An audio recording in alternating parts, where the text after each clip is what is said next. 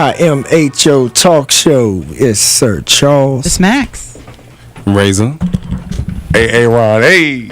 Hey, look, I just want y'all to know, Razor, when you say your name, you don't have to be perfectly aligned with the middle of the microphone. No, you can just say it. Look, no, I do, because when I close my eyes, I just become something else. I become Razor. That's what I do.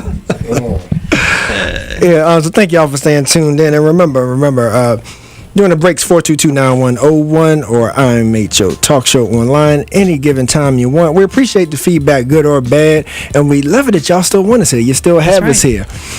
In my humble opinion, talk show going strong, still going strong, Miss Max. Mm-hmm. And as promised, we do have your 5th District Congressman, your representative. And how many times do you get a chance to actually hear him just come, into the living room and just sit down with the family and just chat, just talk?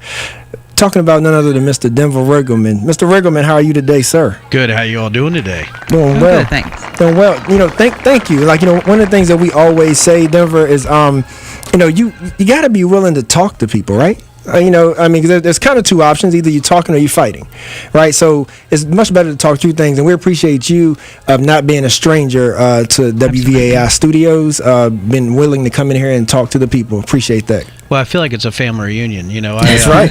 Because but that's where I learned to talk really too, is at family reunions, because my family has a very diverse set of characters. Anybody who's done great at business, and a lot of people who've done some jail time. So I think I could talk to everybody. Hey, there you go. There you go. So, we were just talking about, leading into this segment, we're talking about what's going on in Alabama right now, which, as far as politics are concerned, and as far as women's health is concerned, it's an issue that's been around, it's been polarizing folks for a while. It's a reason why some people, cast their ballot in the way that they do.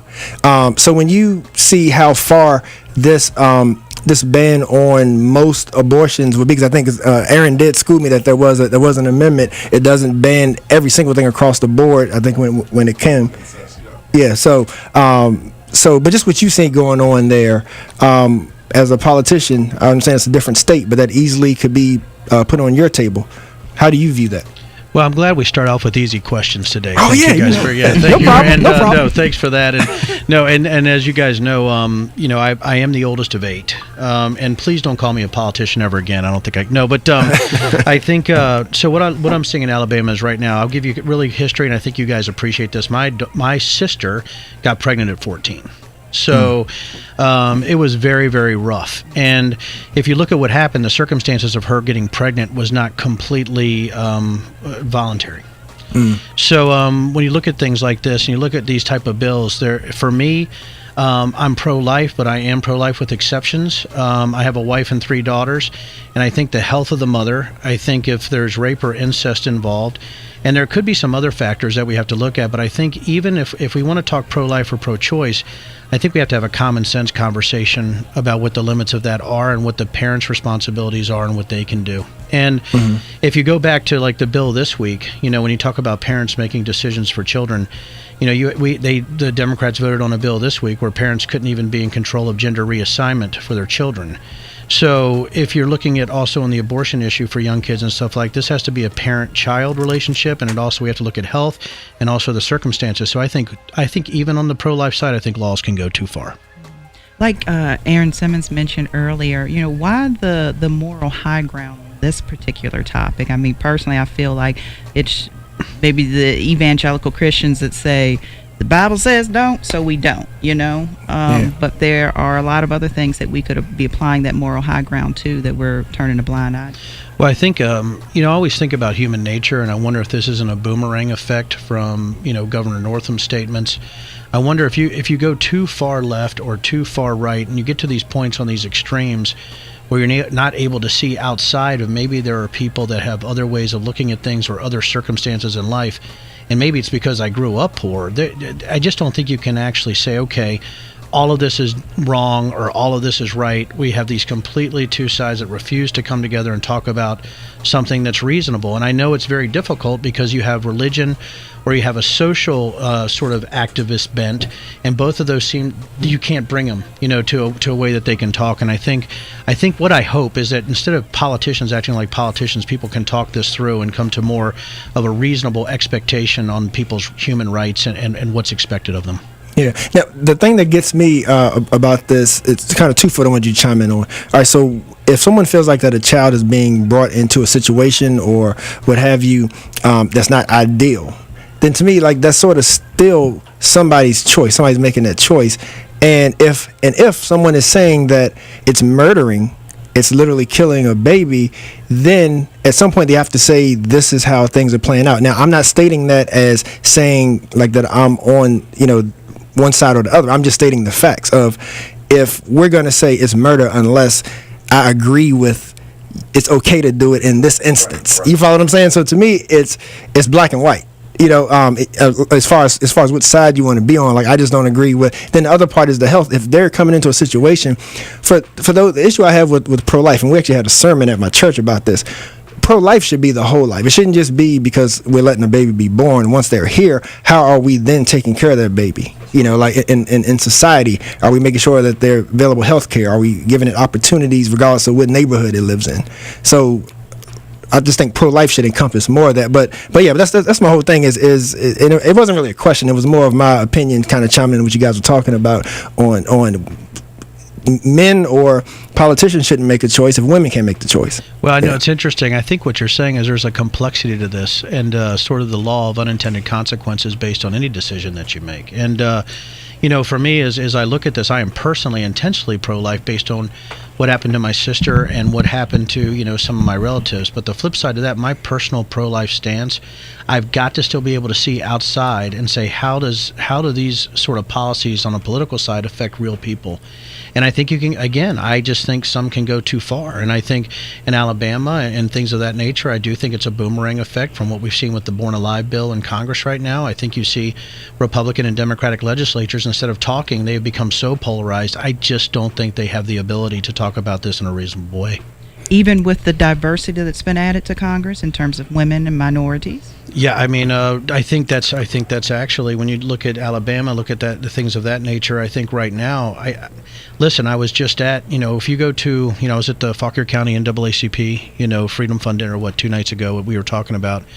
And when you're looking at pro-life, they're down the line on pro-life. I think the more diverse we get, I think if we look at, we can say minority populations, but as we get more, African Americans that are more religious into Congress, I think pro-life will actually be more of an issue. So I don't think we can honestly say. I actually judge, religion, I don't really base it on color. It's based on belief systems. And I think right now, some of the most conservative, some of the biggest social conservatives I've met are in the black community, not in the white community.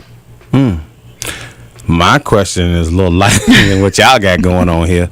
You coming up on your 1-year anniversary? I am. I've been in politics my entire life, pretty much. Yeah. Okay, got you. How's it been? It's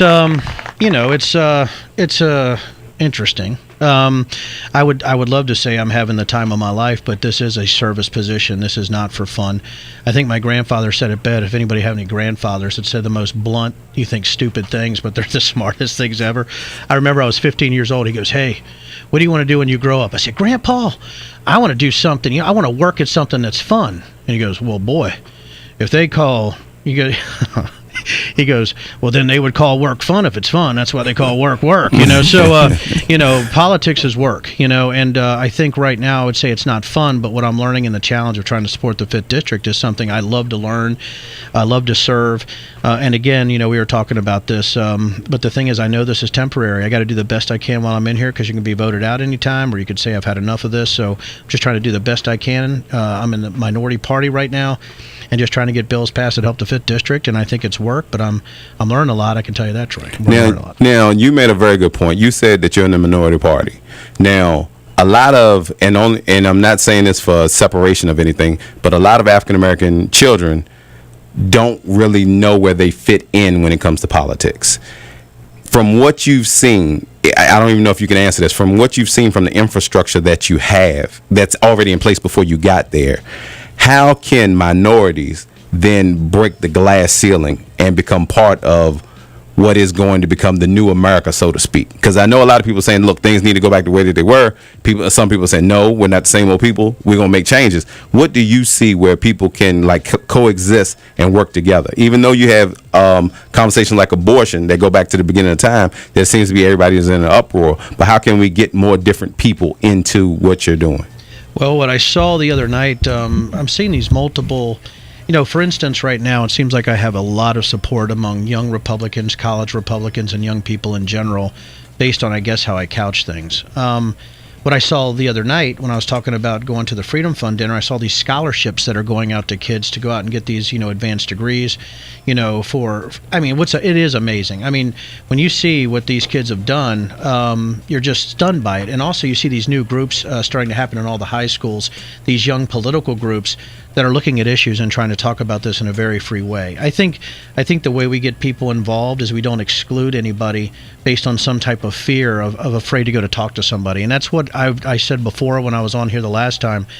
You can't be afraid to talk to anybody, and those who think that they're not involved, they can't be afraid to jump in with both feet and go for it. And I'm starting to see that around, even at the high school level. I'm starting to see students of color. I'm starting to see students who've never been involved jumping in. And guess what? That is great for America. And I think we need to continue to do that. But again, I think it's overcoming fear. And I think there's a fear that I don't understand yet. And maybe it's my military background. Maybe it's the fact, my brothers and sisters, I've never seen black, brown, or white. I've always seen red, white, and blue. And I think that's what we have to teach our children, is that we're all Americans. We're all in the same swim lane. And even though there's been awful things that's happened in our country, I think we go forward as a country, sort of arm in arm, and just don't be afraid of each other. I just think it's ridiculous sometimes what I see with those that seem to spout hatred out there. Yeah. Now we're going to take a quick break, and stay tuned, please. We're going to just break, and we'll be right back with the Congressman, Denver Riggleman. IMHO Talk Show, and thank you for sticking with us. We had to pay a couple bills. You got to do that. You got to keep the lights on, Max. Mm-hmm, that's it. And so, if you're just tuning in, we are joined by your Congressman of the 5th District, Denver Riggleman. And it's always a pleasure, and it makes you feel good. It makes you think you're doing a decent job. When folks of his stature don't mind coming by anytime to sit and chat with you. I mean, either we're doing a good job, or either somebody says, "Hey, you just need to tough through it and just go talk to those folks because they're pretty popular." Did you say people of that stature? I'm 5'7", man. That stature is not impressive. I can dunk a donut. That's about what So I know Aaron has a question and comment for you, but feeding off of the last thing that you just said, it feeds perfectly into his question, because I heard you mention about you as the person that you are, you try not to base people off of their race, color. You said you base it off of the colors of our country, red, white, and blue. Now, but we do have to acknowledge though that red, white, and blue hasn't represented equality to all races. Absolutely right? True. So, so I do feel like that a lot of people who are looking to get into public service and things of that sort, there's still barriers that exist that they have to get over, that we lean on folks like yourself and others that to keep widening that gateway to open it up for us. I completely agree. And are we ready to go? Do you need a question? Because I'm ready to answer whatever you want to ask. Yeah, well, no, if you wanted to expound on that, please do.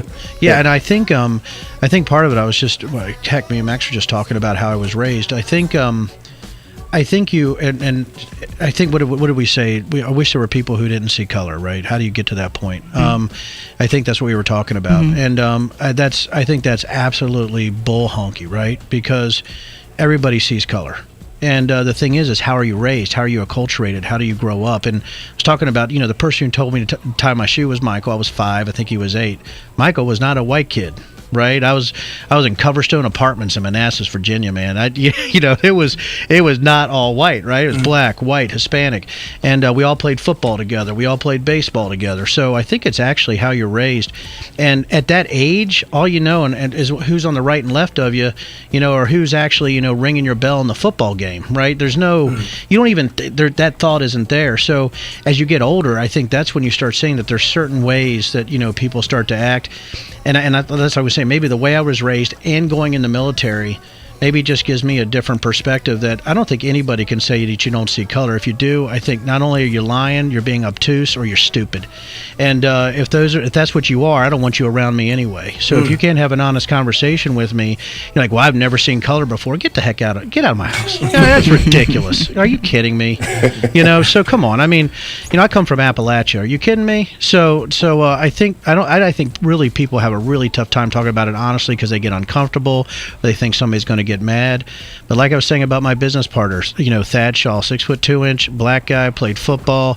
He one of the smartest business operators I've ever seen in my life. He carried me when I needed help. And I think maybe when you start seeing the talent that's out there, you start saying, well, maybe, just maybe it's the character that we have that overcomes. We might see black or white, we might see Asian or Hispanic, but just maybe all of us are from the same God, and just maybe all of us should be judged by how hard we work, about our character, and about how we treat others. Thank you for that. Nice to talk to you. First time myself meeting you. Real loaded question, but there's been a huge political conversation across the national landscape about reparations, obviously. And I've heard myself, I've had this conversation on another broadcast, a lot of black voters, nationally or locally, are literally even talking about disengaging from the whole political process if the candidate is not supporting for reparations or something of that nature. So I guess my question is not necessarily to ask if you support it, because obviously, and I think you just kind of mentioned this a little bit yourself, there are a lot of politicians that are starting to come around on the damage that's been done to the black community federally and nationally and on a local level. Typically, the answer that I get when I ask this question is that it's a complex question. But are there certain things that you've seen that would be really helpful directly to the African American community, or where do you stand on the reparations issue? Because it is a national issue. It is. So I've been blunt with you guys. I'm against reparations of any kind, and I think what helps minority communities is people to stop being dumbasses. And I think the way we do that is we take away government regulation, we take away people trying to legislate this back in and treat everybody the same. And I've talked again. I've had such a blunt conversation with my business partner and best friend in life. He's not there either because he thinks at that point here's the thing that I find about divisiveness. And you guys, I'd love to have this conversation because I was thinking about this today. Those who preach against divisiveness seems to want to legislate divisiveness back into our lexicon. So we're saying, okay, a whole class of people are responsible, for what happened during slavery. Hell yeah, we have to acknowledge that. We can't be stupid. We can't say, oh, that didn't happen. Of course it happened. But I think people, if they get out of their own way in some respects and say, listen, I'm not going to let anybody define me. I don't need this. I'm going to do the best I can based on what I have right now and go forward and try to do this without trying to blame others and go forward. I think that's what you do. And there's the flip to that. You said it was complex. The flip to that is, how in the hell do I know what it feels like to be African American in America based on our history of slavery? What the hell do I know, right? So that's the flip that I have, is based on my own background, based on the fact I did have times where I could feel bad. I can't really compare that to the African American experience, but I can say this. Why doesn't America, instead of continually building laws to separate us, why don't we just break down this government hierarchy that we have and just let the Constitution speak for itself and allow all of us to go forward together? That's how I feel. It might be an emotional thing for some people, but I think we need to put that behind us and go forward. And it's obviously, you look back in my history. I mean, we're a bunch of mountain dwellers, right? What do I know? But I think that's where I'm at on it. I'm not gonna say disagree. I'm in banking, so I'll give you I'm not even gonna say agree or disagree. But that's why we're human beings. Happy with it. That's right. That's why we're human beings. So I'm in banking, and I was sitting in a session with some mortgage bankers up in Reston, Virginia, and Wells Fargo had paid out like a $5.6 billion settlement or some crazy number to families that were harmed during the crash and everything that happened for subprime borrowers. And I asked the guy, when you broke down all the numbers, it equated to like $154 a family. So I said to him, was that adequate compensation for the harm that was done to the families? He said, no. So going back to your question, we have an extremely long track record of the United States continuously doing it now and before of harming black families in certain specific targeted ways. Like, that can't even be denied, because if it wasn't accurate, we wouldn't be having this conversation today about some of the things that are happening. So I guess I can disagree a little bit, because it's not something that's happening like 40 years ago. We have racism, white supremacy like today, like in our communities that are happening right now. And from what I understand is that if you harm something with our judicial system, justice is making sure no person is harmed. And if that person is harmed, how do we compensate them? And I'm not talking about cutting somebody a check, but repairing what you did. A lot of times, not yourself, but politicians don't want to repair. They like to pander to me, but they don't want to do anything tangible. They want to pander to me. They want my vote, but after they get my vote, they want to continue to pander. You know where I'm going, and that's why he's laughing. You want to pander, but it's not tangible. Yeah, I'm not pandering. Okay. Wait to hear this answer. I'm with you, man. And just before you answer, the only thing that I would add to that is that there are other nationalities who have received reparations in some form. I think some people feel like that we're automatically going back to the 40 acres and a mule, which a lot of people will say, well, that is still feasible, and that was in writing, right? But beyond that, whether it's the Japanese, whether it's Native Americans, whether it's Jews, I mean, it goes on and on. There are forms of reparation, but it seems like the African Americans get overlooked when that conversation happens. Well, for me, by the way, I find that amazing. I'm on the Financial Services Committee, which we oversee Wells Fargo, the Community Reinvestment Act. Yep. We were just talking about the CRA. We're talking about what Wells did to a lot of customers. And by the way, who here has gotten a subprime mortgage? Me. So, right? So, yeah. So, and there you have it. But I think, and that's why I love this conversation, because I almost think, and I wanted, if your opinion on this is direct applicability, right? There was a direct harm to those people based on that person harming that person. I think where you get the argument from some people, even people like me, is, my goodness, guys, I would, and I think about, historical context, and we try to, what is it, historical relativism or cultural relativism. But for me, I look at it and say, listen, I'm Denver Riggleman. I'm a kid who really had nothing. I worked my way up. I don't owe anybody anything. And then, but when you look at it in a community or sociological way, obviously there's some bad stuff that happened. And I think that's where I'm always in the way, is that I guess I came up so hard that I hate anybody, and this is white, black, brown, whoever. I hate anybody who comes up and say, "Oh, it was too hard because things didn't let it because I couldn't do it, because I had societal or I had constructive boundary in the way." And I always want to call BS on that, because I think when I see the people that were around me in the military, the people in business that I work for every day, of color or not of color, some people came from some really bad circumstances. So I always err on the side of the liberty, and always err on the side of, if you can break through with your own talents and what you're going for. And I think that's what it. And I think a lot of people just have an issue because it isn't directly applicable to them. And maybe that's where the balance needs to come in, because it's just very hard for people like me to say, I had nothing to do with that and never would. And I came up from nothing. And I think everybody right now in America, I think we can still, all of us, have an equal chance to get there now. And again, maybe I'm wrong, but that's how I feel about it. Yeah, and there's always diamonds in the rough, right? Yeah, there's always those, like going back to President W. Bush's statement, pull yourself up by your own bootstraps. There's those who can, but then we can't negate the fact that there are generational things that have happened. There's mental stigmas that were created because of something that could have happened to someone's grandmother, right? And then that gets passed down. So we can't ignore that either. That as hard as I could work, if someone's racist is running that company, it really doesn't matter how hard I work, so that's something we can't ignore. So that's that's why you take them out to the woodshed. But I think please do. We need you to do that, Denver. We need you to take them out. Take them out to the woodshed. I think that's the other thing, is, are people brave enough to call it like they see it? And I think I am. But again, just like us talking, we all come from different backgrounds. You said we're humans, and I think it's funny is that even sitting here with you all, I mean, I'm so immensely comfortable, and it's because of the way I was raised. It's because I love these people, right?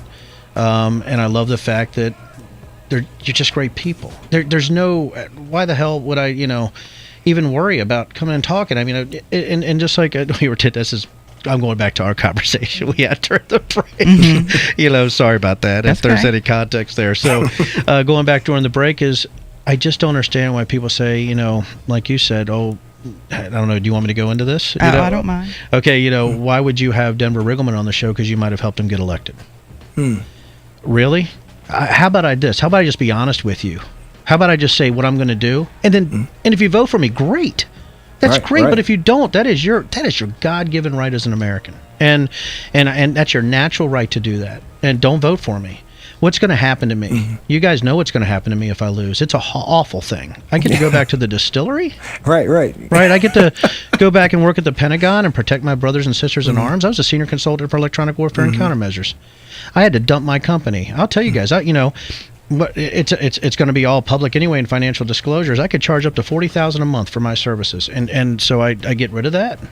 I stopped that because I want to serve, and I think that's what you go back and forth with, is that I don't need to do this. And that's why I was so struck by what you said, Max. That's why I was so struck by what you said. I did not even think people would say that, right? And again, maybe it's my naivete of not being in politics very long. Look, there's not right, like, yeah, Denver, you just killed terrorists. You don't, so, you don't know this political thing, but maybe it's maybe I'm naive about some of this. Got you. So let's take another quick break, and when we get back, let's dive into some of the votes that are on the table, and so we can just a few of them, so we can hear from you why you voted yay or nay. All right? And I'll tell you straight up. All right. As promised, Denver Riggleman never disappoints, and he is here with us. So stay tuned. IMHO Talk Show. Hit us during the break. 422-9101. IMHO Talk Show online. It's Charles, it's Max, it's Razor, Aaron, and your 5th District Congressman, Denver Riggleman. IMHO Talk Show. You have Charles. It's Max. You always do this when you're ready. Razor. Hey, Ron. And 5th Congressman, 5th District Congressman, Denver Riggleman.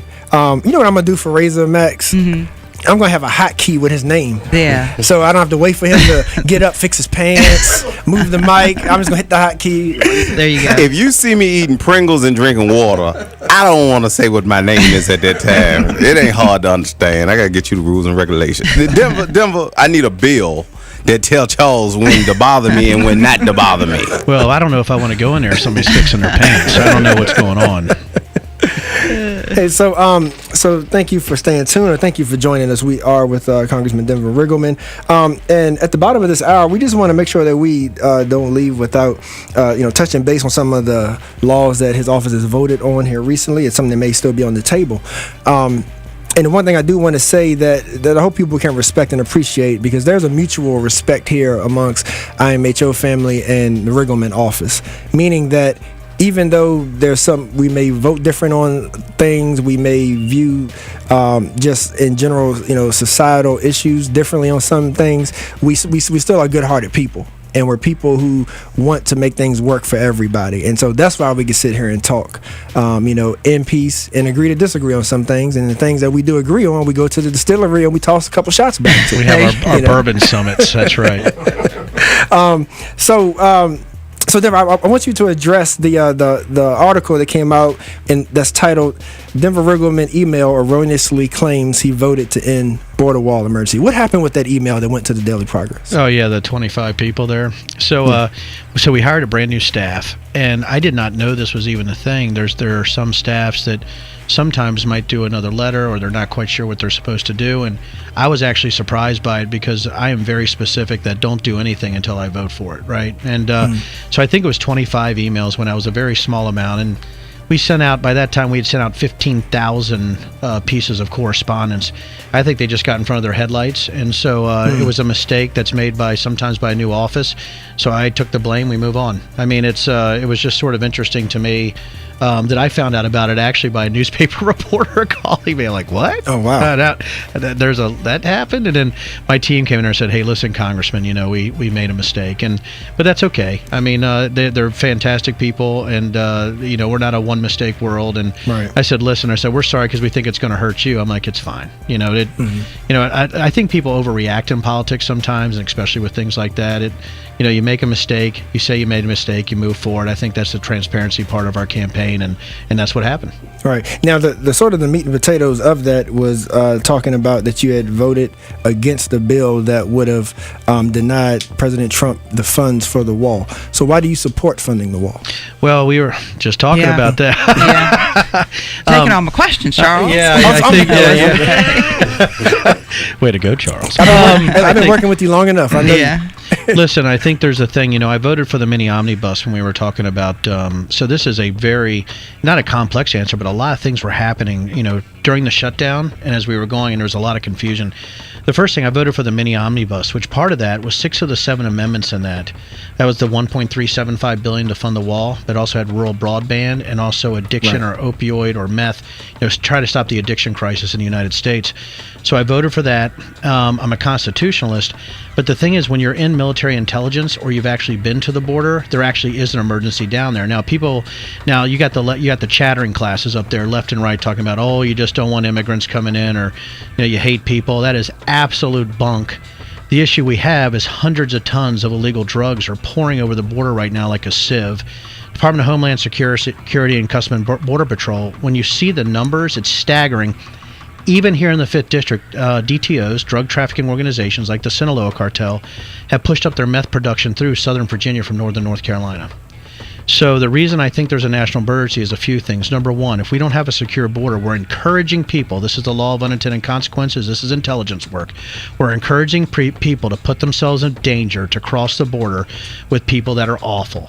200 people a year are found dead on the other side of the border based on these type of individuals and criminal elements. The other thing here too, we have such an addiction crisis in the 5th District. Meth, we found the first 100% tested meth in this area.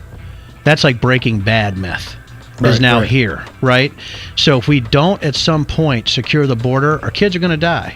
And you cut the head off the snake by doing the smart, prudent thing, and that's by listening to the Department of Homeland Security professionals who say we need about, 230 to 240 miles of physical wall. We need an increase in communications technology. We need an increase in personnel, and we need an increase in weaponry. This is what we need. And if we don't do this, I'm telling you, it's affecting our community already. It's affecting our urban communities, and it's affecting our rural communities. It's not about race. It's about economic opportunity. It's about people who don't have anything else to do. It's about making money. And so that's what's going on. If I could ask a quick question, Charles, why do your colleagues oppose the wall if they're privy to this exact same information? Because it's they're clickbait congressmen and congresswomen, right? They're afraid to actually look at the real data, and I think part of it is pandering to a specific electorate, and that's why I get very upset as a common sense guy with an intelligence background, is that this isn't about immigration, and we know that. This is about, right now, criminal, drug, and terrorist elements that have complete access to the United States of America. And if you can't see that from a factual way, based on what's going on, I really don't know what to do with you, right? So, and again, as you guys know from my bills, I don't know if Charles is going to get to this, when I vote to increase legal immigrants in the H-2B and H-2A arena, when I think we should streamline legal immigration, when we need more people here for work, we have labor issues in the 5th District, you can do 3 things. You can secure the border, you can streamline immigration with common sense immigration policies, and you can strengthen E-Verify so that employers actually know the rules. Why can't we do that? And I'm very frustrated about it. Yeah, that's key. And you answered the question, because I was going to ask about what about the reformation of the immigration policy? Because so let's say I'm someone who agrees with using the wall as some sort of filter, right? So then the argument is, but there's folks trying to come in and they're good folks, but the process is too hard. It takes too long. They're escaping a genocide possibly. So then, I think you kind of touched on it, but if you wanted to go deeper, and how do we reform it for good folks that's going to contribute to this country to get in? Absolutely. A little easier. Absolutely. I think securing the border is the first step, because if we do that, why can't we increase the number of legal immigrants based on the demand curve that we have in the United States? I'll give you an example. Good friend of mine owns a farm, 105 workers. And when I'm telling you this, I think it will shock you. I actually believe this will be your shocking fact of the morning. 105 workers that actually pick fruit on his farm. So I asked them a simple question. I said, what percentage of those workers are legal immigrant workers? 100%. Not 80, not 90, 100%. And if they can't get H-2Bs or H-2As, we'll have businesses, family businesses that have been here forever go out of business. Why? We've lost population in the southern part of the district in the agricultural portions. They don't have any workers left. This is real, and I think we have to look at this in a common sense way. Denver, I have a question for you. Why is it that here in America, whenever we talk about immigrants, we tend to think it's Mexicans? Oh, I don't know, because if you go to a naturalization, go to a swearing in of new citizens, it's not just Hispanics there, right? Yeah, but I mean, like in the conversation, like when we start talking about, illegal immigrants, that's anybody that doesn't live in the United States or in our borders, but we tend to look at the border. And most people come in through airplanes, don't they, and just don't go back home. Well, we need visa reform pretty bad. So you're exactly right. And, we do need visa reform. We do have people who overstay their visas. I think what's happened is I think people are fixating on the southern border and trying to take things into these contextual areas where, hey, the clickbait, instead of thinking deeply about it, we say, Democrats hate Americans. They want illegal immigrants to kill people. So Democrats say Republicans hate immigrants. They think all immigrants are criminals. And you're like, no, that's actually not what everybody thinks. I talk to moderate Democrats all the day who think we need a secure border.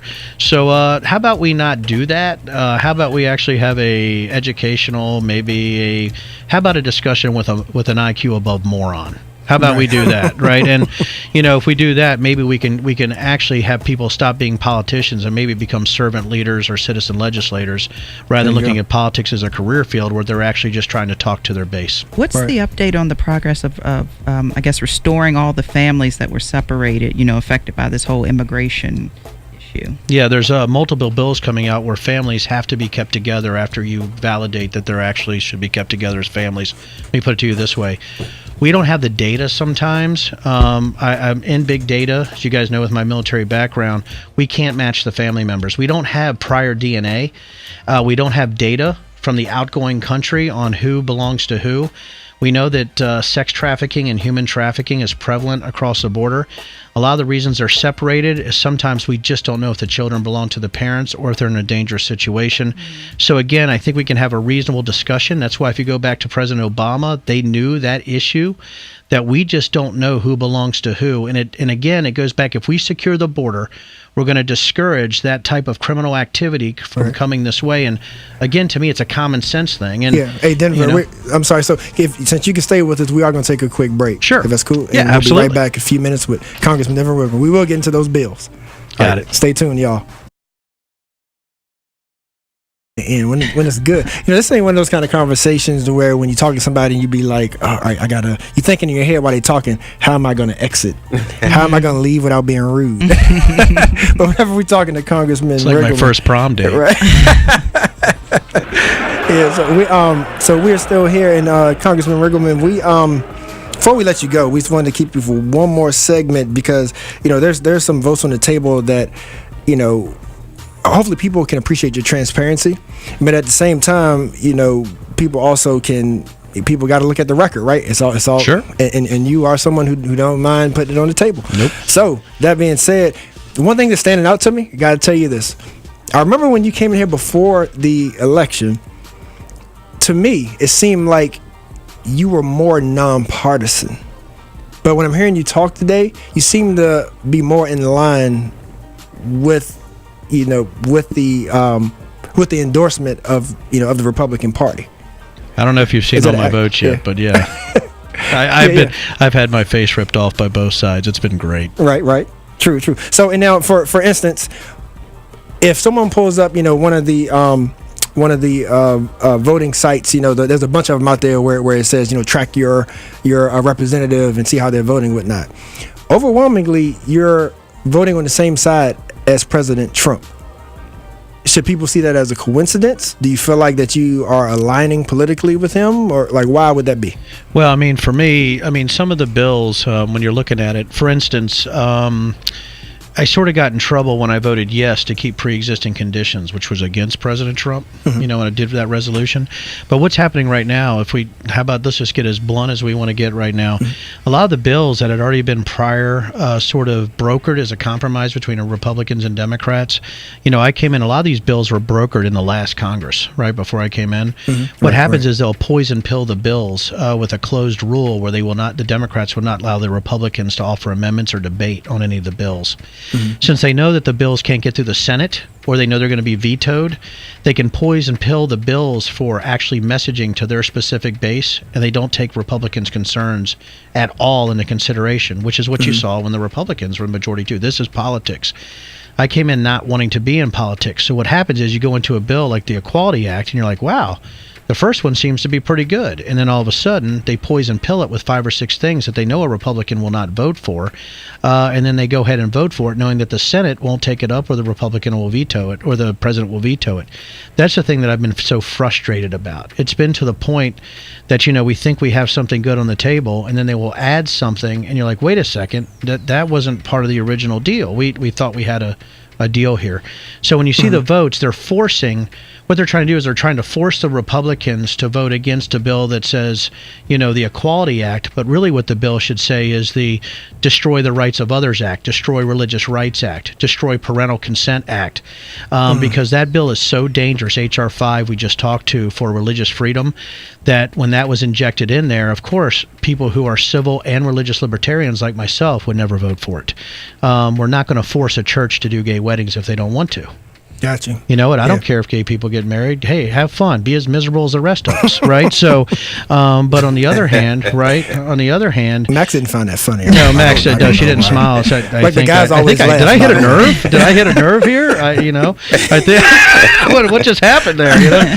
So I did like South Park. I raised up above the computer just to look at you a little bit. Then I went on back down. You went back down a little bit. I saw that. So, I'm not going to get in the way of religious freedom and actually sort of make religious freedom subservient to civil freedom. And I guess those are the kind of things that you have to fight with. So when you see what's happening in Congress, here's what I ask you to do. Why are the Democrats putting forth bills that they know won't get through the Senate? Because they're trying to message for the next election based on all of them making a decision on who they're trying to talk to, not wanting to get something done, but making sure they have clickbait. And that's why, I was last week, I said, they're like click. It's like a clickbait Congress. The name of the bill does not match the actual text. They don't think people will ever read the bill, but I promise everybody out there, Democrat or Republican, read the bills, and you'll see some of the areas why people will or will not vote for them based on what's injected into them. Got you. So that shouldn't scare voters, like for them to see. Yeah, no. I mean, for them to see, like, what is it about? What is it? Does that say 90? Yeah, 92.5%. One website says how often Riggleman votes in line with Trump. So that shouldn't scare folk. I also got an F- from Numbers USA, a conservative website, on my votes. So I'm doing really well. I got a 92% voting for Trump and an F- from a conservative website. So it looks like I'm pissing everybody off. It's a great way to be. So now also the drug you mentioned, the opioid crisis on the budget that included the wall, also included the rural broadband, which is needed as far as net neutrality, as well as the opioid crisis. For one, why can't maybe your office or others get together to reform that to where that's not such a cluster of a bill? and then the other part is, I get that a lot of times Republicans don't like a lot of oversight regulation, but something has to be done with the pharmaceutical companies, right, that are preying on people with painkillers. Yeah, that's why you're seeing all you're seeing the lawsuits out there right now. Yeah. And it's ridiculous. My brother was prosecuted for marijuana. I think I told you, 1.4 pounds. He said he was just using it. I doubt it. That's a lot of marijuana for a night. Look, was there a shrug over there? So anyway, hey, look, I don't know what's happening right now. I don't know why everybody turned their eyes towards me first off. I need a bill about that. Don't look at me unless I want to be looked at. That's what I need to know. Especially when talking about 1.5 pounds of marijuana. You ain't lying. Why everybody look over in this corner? Ain't no mirror over here. That's right.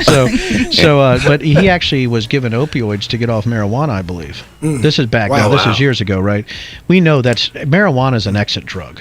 That's why, and you talked about Republican. You guys do know I'm on the cannabis banking bills where the state should have complete freedom on how they bank marijuana.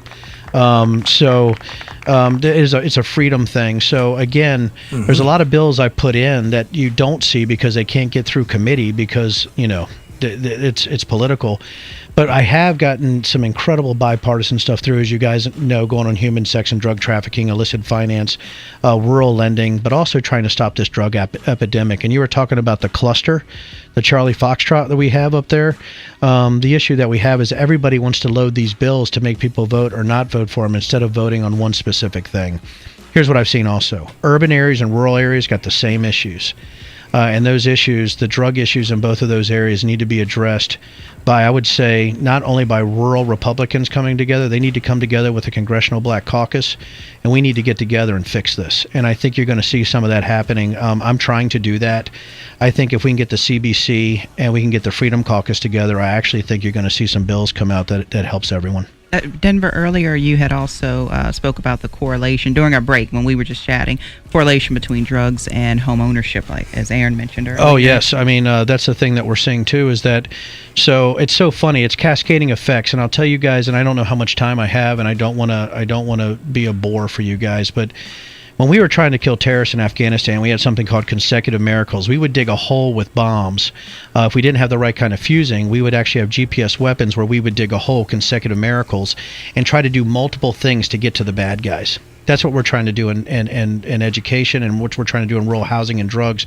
What if I could put enough things together for things to work? Like we put in a bill to makes it easy to get rural actually housing monies, putting a bill that's easier for economic development in zones that are underneath a certain poverty level, like opportunity zones, and we're going actually for banks to be able to loan to everybody simpler, and we're actually putting money back into rural broadband and addiction.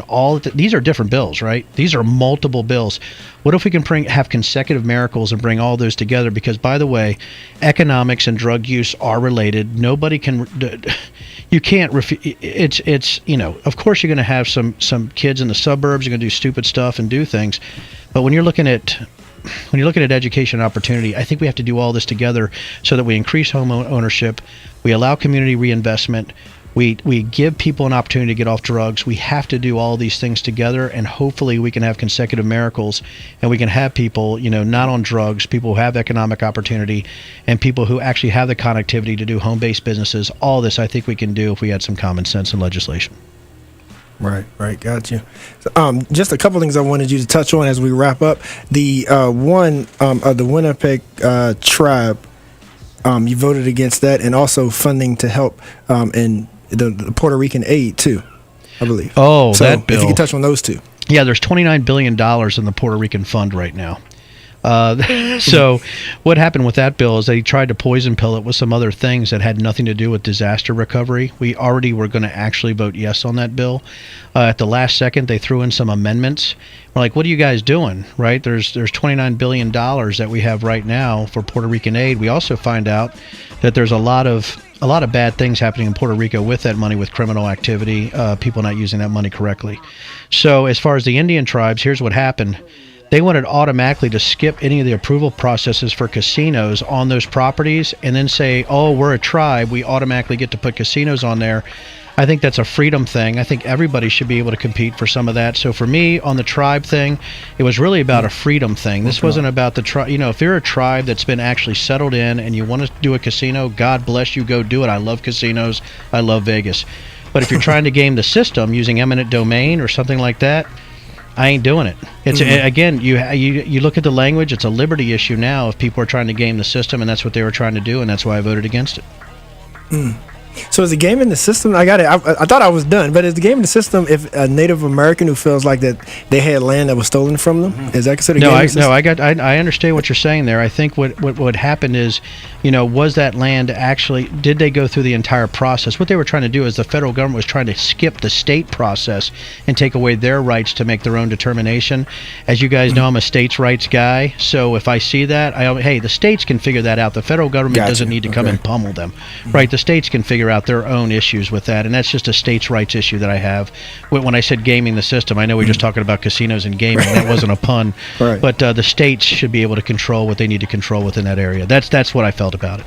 Right. Well, thank you. And Max, I'll kick it over to you to close out as you see fit. But I definitely want to say thank you again, Congressman Riggleman. And definitely, if folks would go on, they will see ways that you don't always vote at like a traditional Republican, so you do stand by that. But hey, folks, whether they have a D after their name or R after their name or I, study, each candidate and then determine for yourself what works for you and your community. Thank you, Congressman Riggleman. Thank you very much. I think you guys have an A after your name for awesome. Hey, I like that. How'd you like that? Right. All right. Well, we definitely appreciate your time. I guess I could close out the segment with maybe kind of a more local question.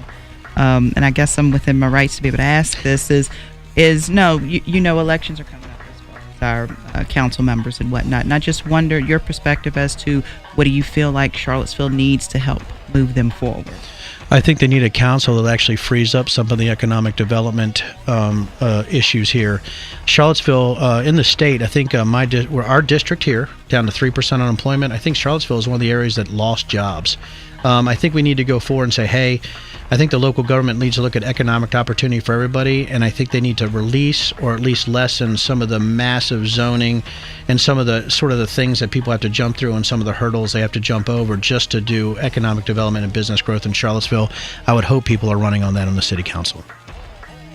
Again, we want to thank you for your that. time. We appreciate you coming in and talking to us, and good work, and we appreciate you. Thank you, Did ma'am. you say how to reach you? I mean, people need to know how transparent you are as far as the public, your constituents. I want to reach out to you. What's that address? Oh, gosh, yeah. So I am in Longworth 1022. That is my office. It's a Longworth House office building. Our phone number is 202-225-4711. That is actually our congressional number right there. And you call them, and you could come see me anytime. I'm a relaxed fella. So you guys can come see me if we can get you on the schedule, because I have about 40 meetings a day. So I'm usually 6 a.m. to 10 p.m. at night is a normal day. So but please come see me if you can. All right. Thank you, Congressman Riggleman.